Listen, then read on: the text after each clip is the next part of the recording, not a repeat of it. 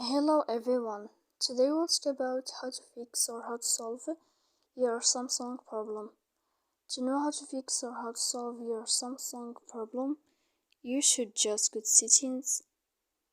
Here in this page we click apps, default apps, app settings. After that we click on on